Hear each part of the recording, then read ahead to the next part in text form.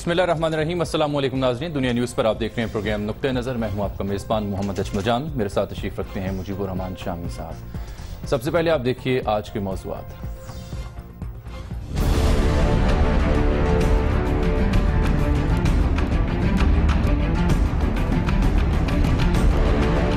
Dawn leaks report کسی بھی وقت جاری ہونے کا امکان، وزیر اعظم اور وزیر داخلہ کی ملاقات، راؤ تحسین اور طارق فاطمی کو عہدے سے ہٹانے کی سفارشات، رپورٹ میں خبر کو پلانٹڈ نیوز قرار دیے جانے کی اطلاعات۔ کیا ڈان لیکس رپورٹ میں ذمہ داران کی واضح نشاندہی کی گئی ہے؟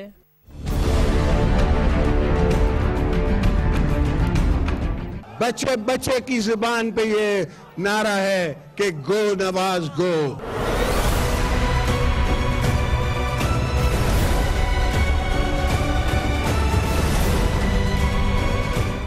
زرداری صاحب ان ایکشن، مسلسل فرنٹ فٹ پر کھیلنے لگے، کپتان اور حکومت پر کھلے وار۔ زرداری صاحب موجودہ سیاسی صورتحال سے کیا حاصل کرنا چاہ رہے ہیں؟ پیپلز پارٹی کی سیاست کیا رخ اختیار کرے گی؟ دیکھیے آج کے نقطہ نظر میں۔ وہ جعلی خان لوگوں کو بے وقوف بنا کے، ان کو بھی میں کہتا ہوں کہ گو عمران گو۔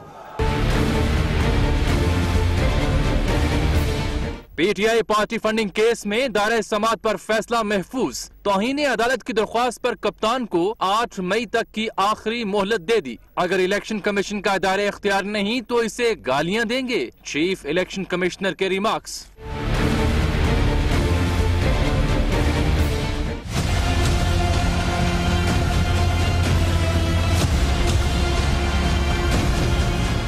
متحدہ پاکستان اور پاک سرزمین پارٹی کے درمیان فاصلے کم ہونے لگے، متحدہ کی عوامی مسائل کے حل کے لیے ریلی کو متحدہ حقیقی، پی ایس پی اور مشرف لیگ کی بھی حمایت حاصل رہی۔ کیا کراچی میں نیا اتحاد جنم لے گا؟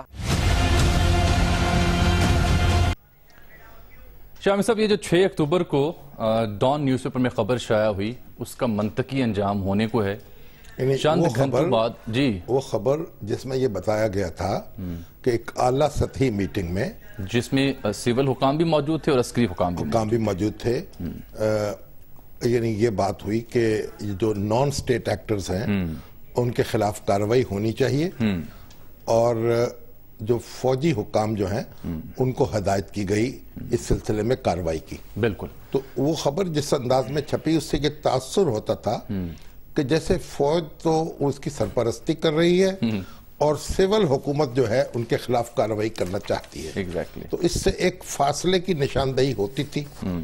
اب اس کے بعد ہمارے جو فوجی حلقے ہیں وہ برافروختہ ہوئے، اور انہوں نے اس بات کا شدت سے نوٹس لیا۔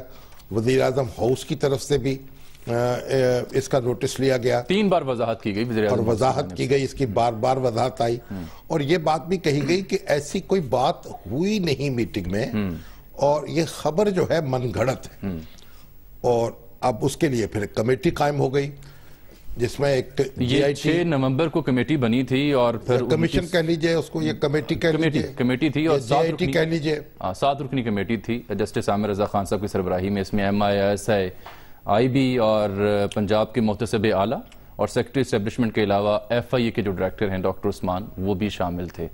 اور 29 اکتوبر کو پھر پرویز رشید صاحب سے قلمدان واپس لیا گیا، یہ کہہ کر کہ جناب اس لیے واپس لیا گیا کہ جو تحقیقات ہیں کمیٹی کی وہ شفاف انداز سے آگے بڑھ سکیں۔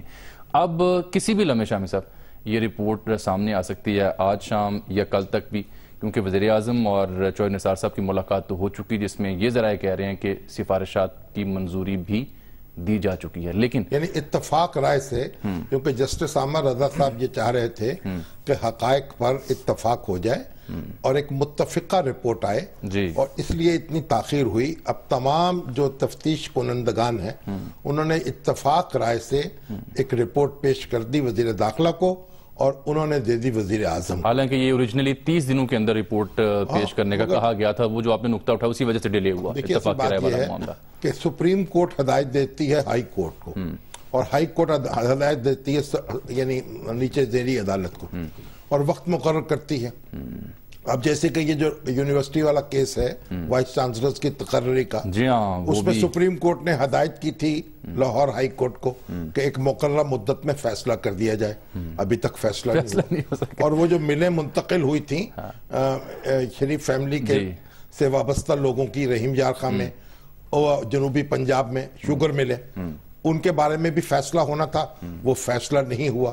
یعنی سپریم کورٹ کی دی گئی جو مدت ہے، لاہور ہائی کورٹ نے اس کے مطابق جو ہے فیصلہ نہیں کیا ابھی تک۔ تو اس کا مطلب یہ ہے کہ جو اگر یہ تاخیر ہو جائے اور وقت مقررہ پر کوئی کام نہ ہو سکے تو کوئی عدالت کو کوئی خاص پریشانی لاحق نہیں ہوتی۔ بالکل۔ اب ڈان لیکس کی رپورٹ کے حوالے سے جو ابھی تک اطلاعات آ رہی ہیں کہ طارق فاطمی صاحب یا راؤ تحسین صاحب کو سے ہٹایا جا رہا ہے، تو اس سلسلے میں بات کرنے کے لیے ہمیں جوائن کیا اسلام آباد سے سینئر صحافی جناب رانا جواز صاحب نے۔ رانا جواز صاحب نے یہ خبر بھی دی ہے کہ یہ معاملہ اے پی این ایس کو یعنی آل پاکستان نیوز پیپر سوسائٹی کو بھیجا جائے گا، ریفر کیا جائے گا۔ وزیر اعظم اس بات پر غور کر رہے ہیں یا انہوں نے فیصلہ کر لیا۔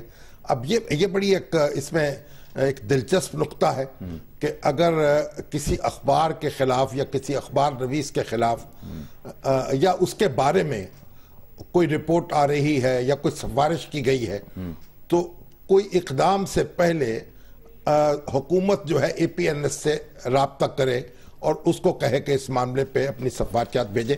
یہ ایک منفرد واقعہ ہے کہ بعد میں بھیجا جائے۔ میں اس میں وہ بھی یاد آپ کو دلاؤں گا، لیکن پہلے رانا صاحب سے ہم بات کریں گے۔ جب آپ لوگوں کی ملاقات بھی ہوئی تھی حکومتی ہماری ہوئی تھی ملاقات، اس کے تناظر میں ایک سوال بھی اٹھاؤں گا، لیکن پہلے رانا جواز صاحب ٹیلی فون لائن پر موجود ہیں، اسلام آباد سینئر صحافی۔ السلام علیکم رانا صاحب۔ السلام علیکم شامی صاحب۔ رانا صاحب، آپ خبر لائے ہیں کہ یہ معاملہ اے پی این ایس کو بھیجا جائے گا، تو پہلے یہ بتائیے کہ یہ حقیقت اس کی ہے کیا آپ کے خیال میں، اور اے پی این ایس بیچ میں کیا کرے گی؟ شامی صاحب، اس میں یہ تھا کہ جب آپ کو یاد ہوگا کہ انکوائری کمیٹی نے اپنی کارروائی شروع کی تھی، ہاں جی، تو اس میں انہوں نے مجھے بھی بلایا تھا اور تقریباً 5 گھنٹے تک وہ ان کے ساتھ جاری رہا میرا انٹریکشن۔ ایک اس میں بڑا انٹرسٹنگ کویسچن جو تھا وہ سامنے آیا تھا کہ جو ٹیلی ویژن الیکٹرانک میڈیا اس کی ریگولیٹری اتھارٹی تو ہے پیمرا، تو اب اخبارات کے جو مسائل ہوتے ہیں، یہ پریس کونسل کی جو بات ہمیں بتائی گئی ہے، اور آپ کو یاد ہوگا کہ آپ کی شامی صاحب کوششوں سے پریس کونسل کا ایک اجلاس بھی ہوا تھا اور اس میں ایک ریزولوشن بڑی امپورٹنٹ پاس ہوئی تھی جس میں واضح طور پہ کہا گیا تھا کہ جو سورس کی آئیڈینٹیفیکیشن ہے اس کے لیے دباؤ نہیں ڈالا جا سکتا۔ ٹھیک۔ اب یہ بڑی کنفیوزنگ بات تھی کمیٹی کے ممبران کے لیے بھی کہ کیا کیا جائے۔ تو اس میں میرا خیال ہے کہ مختلف لوگوں کی جو آراء انہوں نے لی، اس میں یہ آیا کہ جو سب سے فعال چیز ہے وہ تو ہے آل پاکستان نیوز پیپر سوسائٹی، جو کہ بہت ہی پورٹنٹ باڈی ہے اور جو کہ اپنے اداروں کے لیے بھی اور ایک دوسرے کے جو مفادات ہیں یا ان کی جو ان کے خلاف اگر کسی کے خلاف بھی ہوتی ہے تو وہ ایک پلیٹ فارم ہے جس کے اوپر ایک مشترکہ آواز دی جاتی ہے۔ اور پریس کونسل کو امپاور کرنے کے لیے بھی جب تک یہ کمیٹی حرکت میں نہیں آتی کچھ نہیں ہو سکتا۔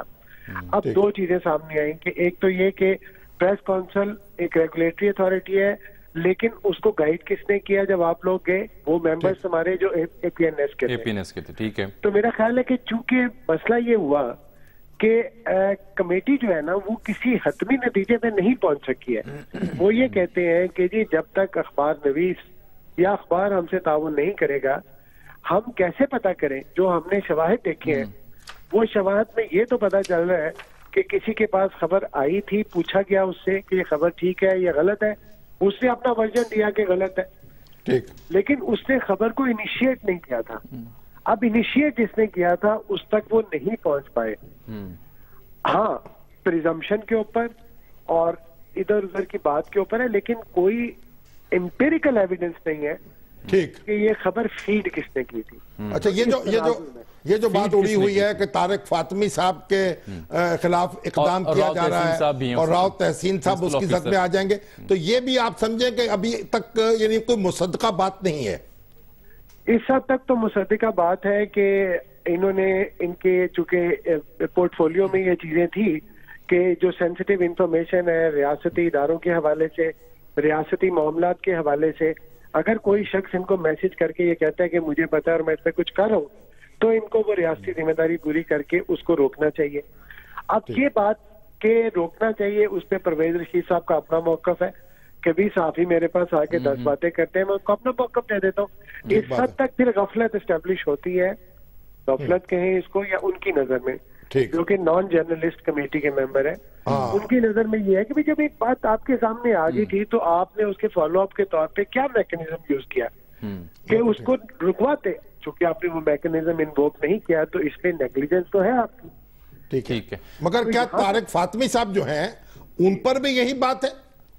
جی, ان تک بھی یہی بات ہے, اور ان کا میرا خیال ہے کہ ان کی ریکمینڈیشن بھی ہے کہ کمیٹی میں ان کی ریکمینڈیشن آئے گی کہ انہوں نے اپنا کام جو ہے اس سے کیا کہتے ہیں, ایک لفظ ہوتا ہے نا پہلو تہی, اس میں یہ بات ہے کہ انہوں نے فیڈ کیا. یعنی انہوں نے حوصلہ افزائی کی یا تخلیق میں معاونت کی؟ ایک بات یہ ہو سکتی ہے کہ جو آتھر ہے سٹوری کے, ان کا طارق فاطمی صاحب کی دوستی اسٹیبلش ہوتی ہے, اور یہ بھی ہے کہ انہوں نے پھر کوشش کی کہ طارق فاطمی صاحب سے پوچھے. طارق فاطمی صاحب کا یہ موقف تھا کہ وہ تو اس کے بعد ملے ہی نہیں.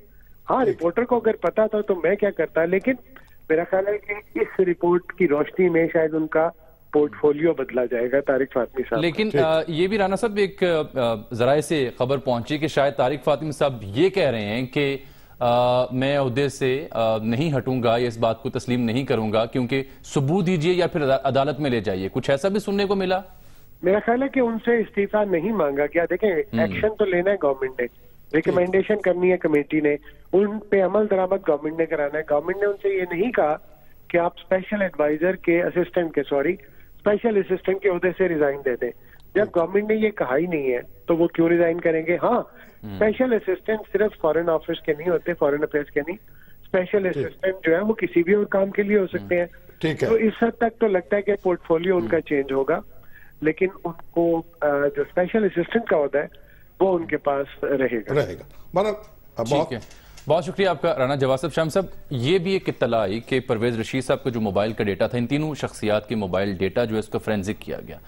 پرویز رشید صاحب کے حوالے سے بتایا گیا کہ 11 میسجز ان رپورٹرز نے یعنی سیریل المائدہ نے ان کو بھیجے, اور اس میں سے کچھ کے جواب پرویز رشید صاحب نے دیے اور کچھ کے نہیں دیے, اور بظاہر یہ لگ رہا ہے کہ پرویز رشید صاحب کو شاید کلیئر قرار دیا جا رہا ہے. لیکن پھر یہ خبر یہ بھی دوستوں نے اڑا دی اسلام آباد کے حلقوں نے کہ اس کے باوجود شاید وہ ریسٹور نہ ہو رہے ہوں. دیکھیے, پہلی بات تو یہ ہے کہ ابھی یہ رپورٹ جب آئے گی, یہ تفصیل ساری اس کے اندر ہوگی, تو پھر زیادہ بہتر طریقے سے اس پہ تبصرہ کیا جا سکتا ہے. ایک بریک لے لیں سر, کیونکہ اس میں جو سب سے اہم اینگل تھا وہ یہ تھا کہ معاملے کو اے پی این ایس کی طرف ریفر کیا جا رہا ہے, اس کو آگے لے کر چلیں گے, لیکن ایک بریک کے بعد ہمارے ساتھ رہے گا.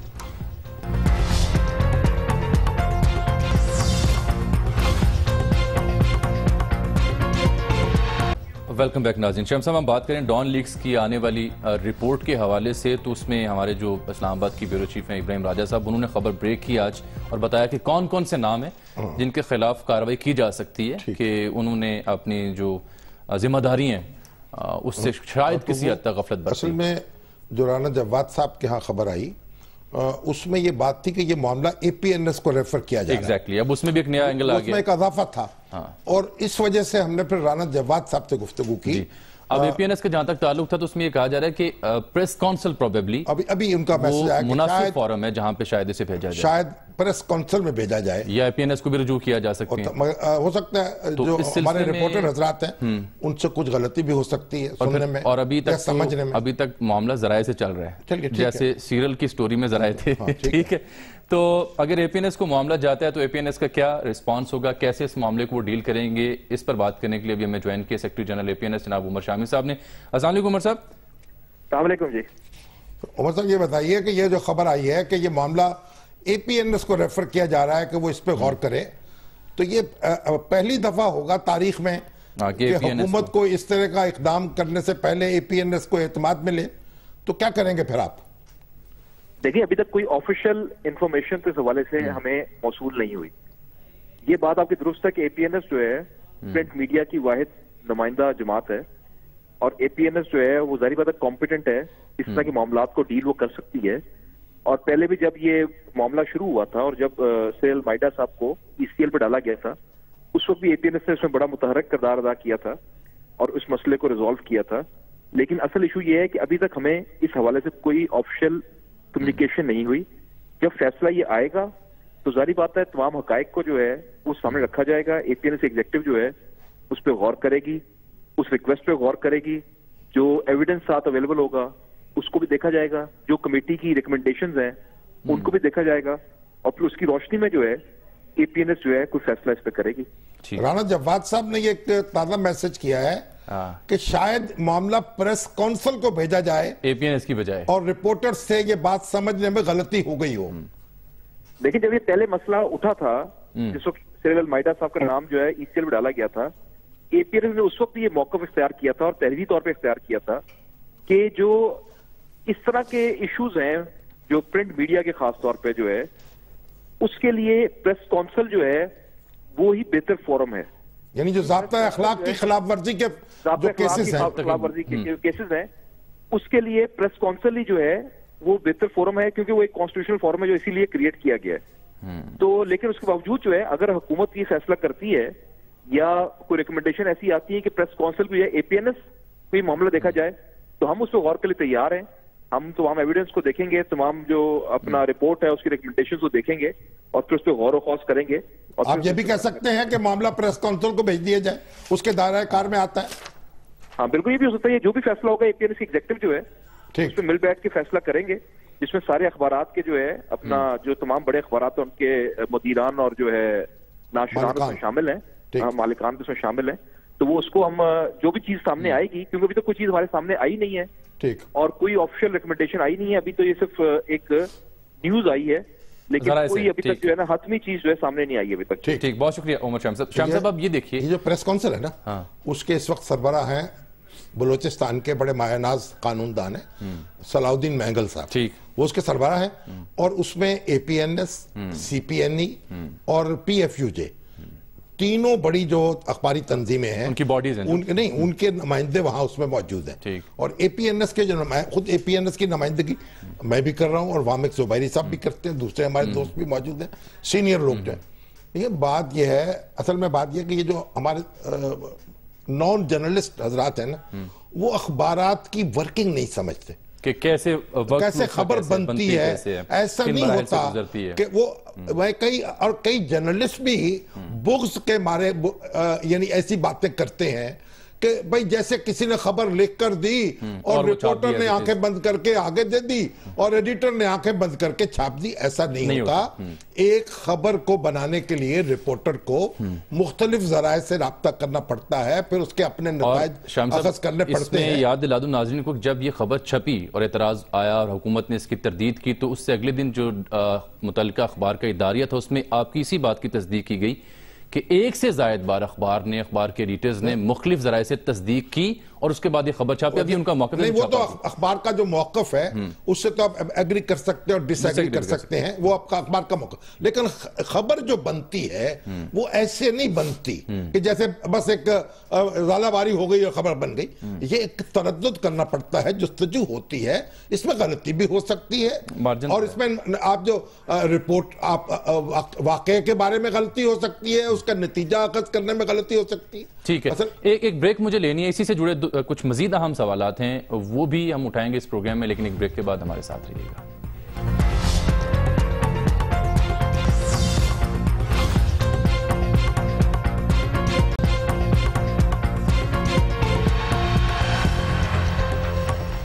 ویلکم بیک ناظرین. شام صاحب, اس رپورٹ میں کہا جا رہا ہے کہ خبر پلانٹڈ نیوز ہے, اور دوسری بات جو کسی متعلقہ صحافتی فورم کو ریفر کرنے کا معاملہ تھا, کیا یہی جو تجویز تھی کہ ریفر کیا جائے صحافتی پلیٹ فارم پر, یہ اس تحقیقات سے پہلے نہ کیا جاتا, بہتر نہ ہوتا؟ پہلی بات تو یہ ہے کہ جو ریکمنڈیشن کیا ہے اس کمیٹی کی, اور اس کے بعد یہ فیصلہ وزیر اعظم کر رہے ہیں یا وہ کمیٹی ریکمینڈ کر رہی ہے, یہ دیکھنا پڑے گا. اور ہم نے یہ بات اسی وقت کہی تھی اور مطالبہ کیا تھا پریس کونسل میں کہ یہ ہمیں ریفر کیا جائے. دیکھیں, اگر تو کسی اخبار کے خلاف کسی کارروائی کا معاملہ ہے, ابھی کوئی اگر یہ معاملہ سمجھتا ہے کہ کوئی ڈان کے خلاف کوئی کارروائی ہونی چاہیے, تو ہمارا موقف تو اس میں بڑا واضح رہا ہے. تمام ہمارے میڈیا ہاؤسز کا, تمام ہمارے اداروں کا, تنظیموں کا, کہ اخبارات کو بند نہیں کیا جانا چاہیے, ان پر پابندی نہیں لگائی جانی چاہیے, ہاں اگر آپ کو کوئی شکایت ہے تو قانون کے تحت کارروائی کر لیجئے، حکومت کو یہ تو حق حاصل ہے۔ اچھا مجھے یاد آتا ہے بریک کے دوران آپ ایک واقعے کا ذکر کر رہے تھے جو مجید نظامی صاحب سے منسوب ہے، ذرا ناظرین کو بھی سنا دینا ذرا۔ جنرل یحییٰ خان جو تھے وہ صدارت کا عہدہ سنبھالے ہوئے تھے اور 4 اخبارات لاہور کے ان پر مقدمے قائم ہوئے مارشل لاء کے ضابطوں کی خلاف ورزی۔ اچھا لاہور کے اس میں ایک نوائے ملت تھا، ایک نوائے وقت تھا، ایک ندائے ملت تھا یا نوائے وقت، اس وقت مجھے کنفیوژن ہو رہا ہے، میرا خیال مجید نظامی صاحب شاید ندائے ملت شروع کر چکے تھے یا نوائے وقت کے ایڈیٹر تھے۔ اچھا ایک اخبار مجید نظامی صاحب کا تھا، ایک کوہستان تھا، ایک جاویداں تھا اور ایک مساوات تھا۔ مساوات جو ہے وہ پیپلز پارٹی کا ترجمان تھا اور حنیف رامے اس کے ایڈیٹر تھے، اور کوہستان جو تھا میرا خیال اس وقت پہلے مسلم لیگ کے پاس تھا، پھر یہ جماعت اسلامی اس کو لے چکی تھی، اور عبدالوحید خان صاحب میرا خیال جو ایک بڑے قریبی عزیز ہیں ہمارے سلمان غنی صاحب کے، شاید ان کے سسر ہیں، وہ اس کے ایڈیٹر تھے کوہستان کے، بڑے وہ بھی نامور اور بڑے بااصول شخص تھے۔ اور اسی طریقے سے جاویداں بشیر احمد ارشد صاحب اس کے ایڈیٹر تھے، بڑے جید اخبار نویس تھے اور حمید نظامی مرحوم کے ساتھ کام کرتے رہے تھے۔ تو ان 4 پر مقدمہ قائم ہوا مارشل لاء کے تحت۔ تو یحییٰ خان نے ایڈیٹرز کو ملاقات کے لیے بلایا، ٹھیک، اسلام آباد، کراچی میں۔ اچھا کراچی میں میرے خیال میٹروپول ہوٹل میں یہ ملاقات تھی۔ تو جب ملک بھر سے ایڈیٹر آئے تھے، مشرقی پاکستان سے بھی، مغربی پاکستان سے بھی، تمام جگہ سے، اور ایک بڑا اجتماع تھا۔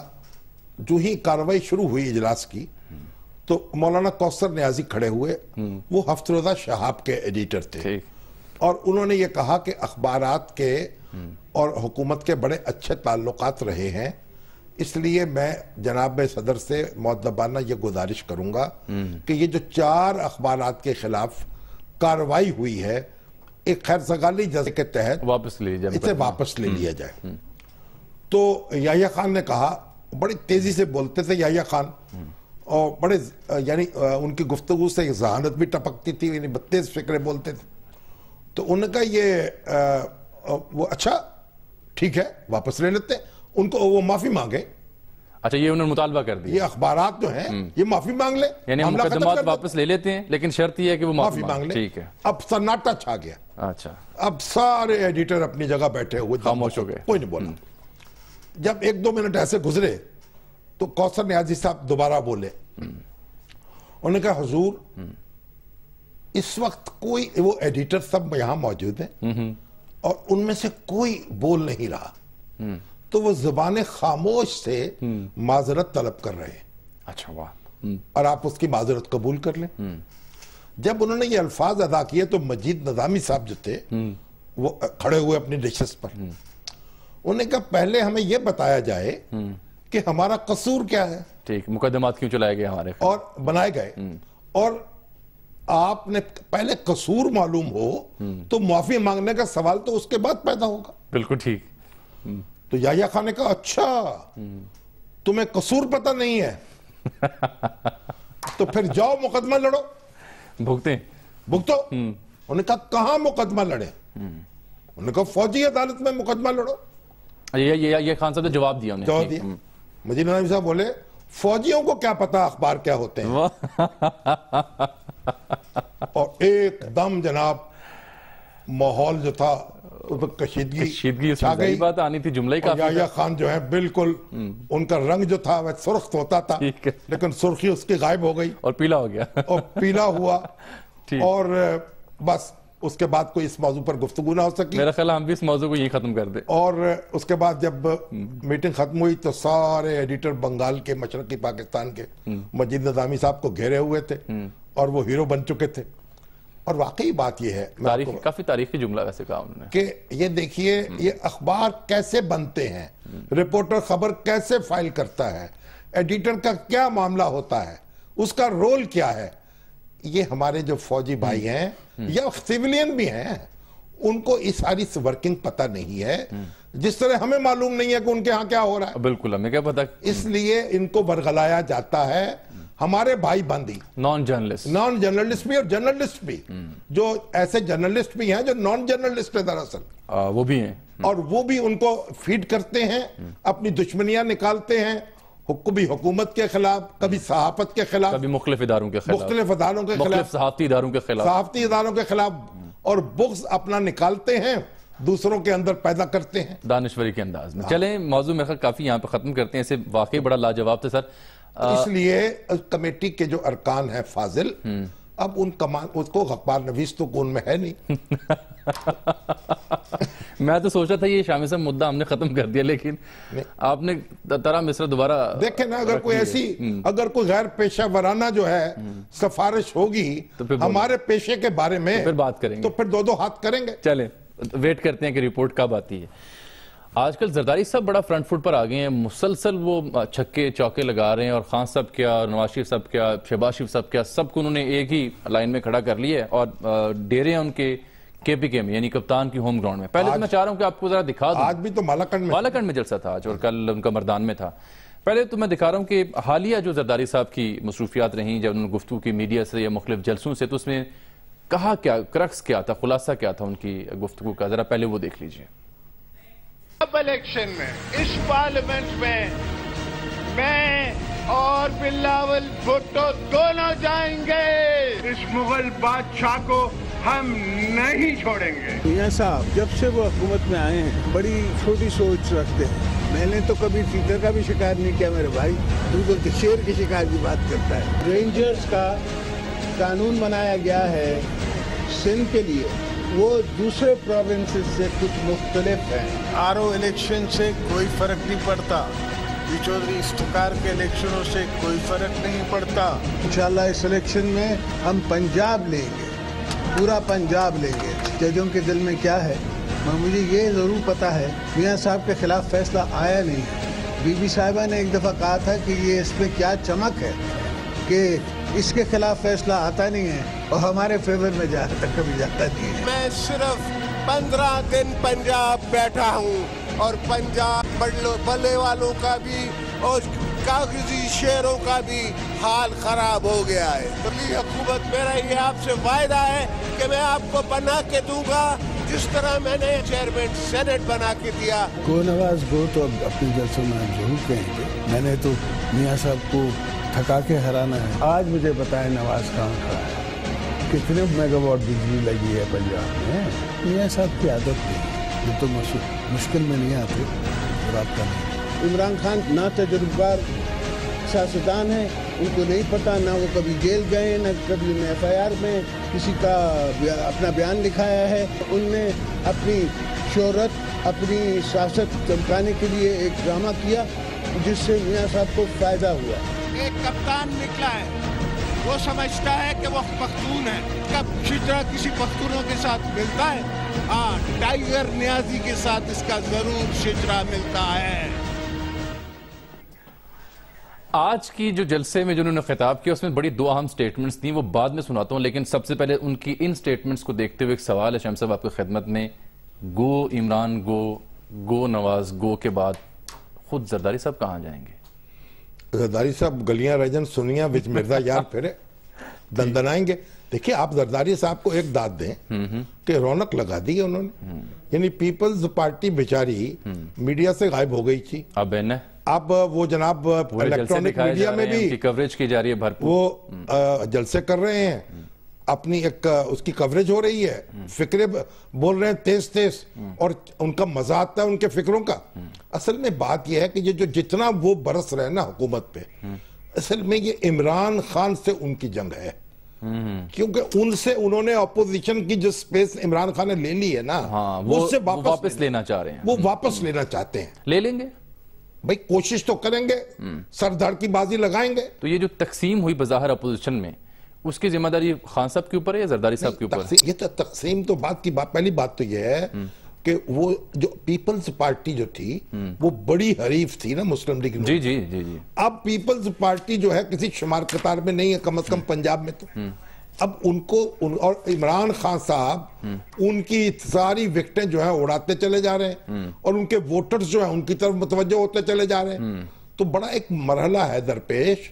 آپ اس کو नवाज शरीफ पर जितना भी वो बरसेंगे ना, दरअसल वो पंजाबी का मुहावरा है ना कि कहूं बहू को, कहूं बेटी को, सुनाऊं बहू को। चलें, ये तो एक ऐसी फिलॉसफी जिस पर अडेरू बात हो सकती है मजीद भी, लेकिन अभी एक ब्रेक लेनी है हमें। वापस आते हैं, एक और बड़ा मामला है पीटीआई पार्टी फंडिंग केस, उसकी हम बात करेंगे।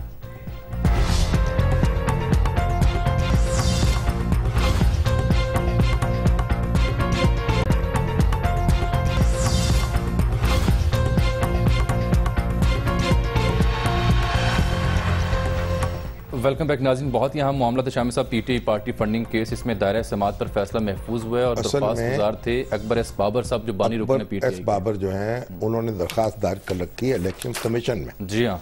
और कहा है कि पीटीआई जो है उसने बाहर से ऐसे फंड्स वसूल किए हैं जो रिकॉर्ड पर नहीं लाए, और इन्होंने जब अपने हिसाबात पेश किए हैं इलेक्शन कमीशन में वो गलत हैं।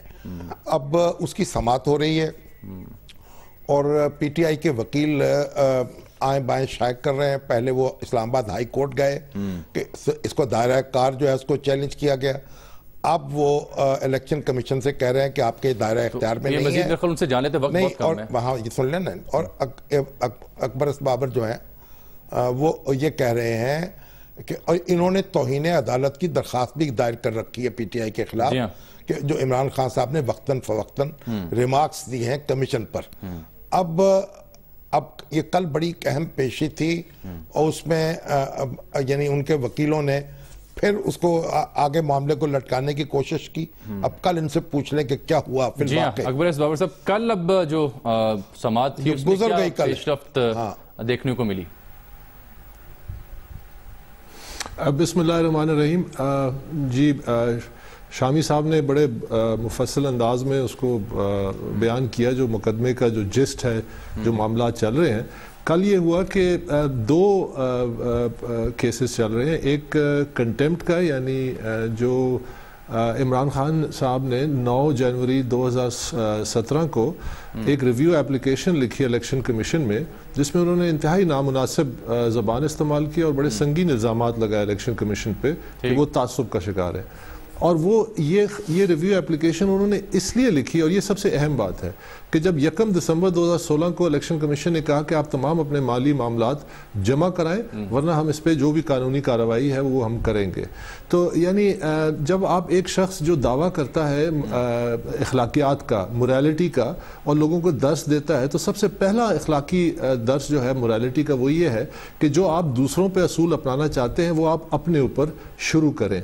तो खुलफा राशिदीन की मिसाल 16 साल मैंने और इमरान खान हमने मिल के देते थे पाकिस्तानी अवाम को कि हम वो निज़ाम लाएंगे जहाँ खलीफा वक्त को जुमे की नमाज से पहले अगर उनके कमीज़ की लंबाई के बारे में सवाल किया जाए तो नमाज रुक जाए और वो जवाब जब तक मुतमईन ना कर दें साहिल को। तो अब उन्होंने ये कल भी जो पीटीआई के वकील थे उन्होंने ये दलील दी कि अकबर एस बाबर अगर पाकिस्तान तहरीक इंसाफ का मेंबर भी हम तस्लीम करें मफरूज़े के तौर पे, क्योंकि वो इसको तस्लीम नहीं करते, लेकिन वो तो एक आम शहरी, किसी का हक ही नहीं है कि वो हमसे ये पूछे कि ये मामलात जो माली मामलात हैं उसके लिए दरख्वास्त दे और फिर इलेक्शन कमीशन कार्रवाई करे। तो ये पिछले कोई 2.5 साल से, नवंबर 2014 में मैंने जब ये पहला केस किया तो 1 अप्रैल 2015 को एक ऑर्डर आ चुका है कि पीटीआई ने जो अपनी एनुअल ऑडिट रिपोर्ट्स जमा कराई हैं उसमें वो तमाम फॉरेन फंड्स और सोर्सेज की डिटेल्स मौजूद नहीं है। ये चीज़ तहरीर शुदा है, ये फैसले का अगली तारीख में क्या होगा? हाँ जी, अगली पेशी पे 8 मई को, यानी क्या होने जा रहा है? अगली पेशी में अब उसमें यह है कि जब जहां कंटेम्प्ट का मामला था तो जब अनवर मंसूर खान साहब जो पीटीआई के सीनियर वकील हैं, जब उन्होंने दलील दी कि हम कंटेम्प्ट पे जवाब उस वक्त देंगे जब आपका आईनी इस्तेहकाक का मामला तय हो जाए, तो जिसमें जब इलेक्शन कमीशन ने कहा कि हम कल इस पे ऑर्डर दायरा कार, तो उस पे जब उन्होंने कहा कि हम आज ही फैसला देंगे तो फिर जो पीटीआई के स्पोक्स पर्सन है उन्होंने फिर हाथ बांध के बेंच के सामने खड़े हो कि हमें एक और मौका दे दें, हम जवाब जमा कराएंगे। तो 8 तारीख को वो कंटेम्प्ट पे भी इंशाल्लाह फैसला आएगा और जो आईनी इस्तेहकाक का मामला है उस पर भी हतमी फैसला आएगा ताकि ये मामला अब आगे बढ़े। तो ये अब बड़े एक अहम तरीन मरहले में दाखिल हो चुका है केस, और इंशाल्लाह 8 तारीख को जो पेशरत होगी इसके बाद ये अपने मंतकी अंजाम तक 8 तारीख को कोशिश करेंगे दोबारा आपको जमा दे। बहुत शुक्रिया, वक्त की बहुत कमी है जी। इमरान खान साहब को और उनके प्रोग्राम का वक्त खत्म कि बड़ी पूरी संजीदगी से यह मुकदमा लड़े, क्योंकि अदालत अब आखिरी मोहलत है 8 मई की, अगर कप्तान अदालत के पास 8 मई को तो कुछ जवाब देना होगा। यानी काबू जो है, दूसरों को जो काबू करना चाहते हैं वहां पहुंच के, तो खुद अपने दिफा की भी फिक्र करें। भाग क्यों रहे वैसे खान साहब? ये तो पता नहीं, मैं नहीं कह सकता। चलें, अब बड़ा अहम मौजूद है एक और शामी साहब, जो कराची की सियासत है उसमें एक नया इत्तेहाद बनता हुआ हमें दिखाई दे रहा है। इस पे हम बात करेंगे कल के प्रोग्राम में। तब तक के लिए हमें इजाज़त दीजिए नाज़रीन, अल्लाह हाफ़िज़।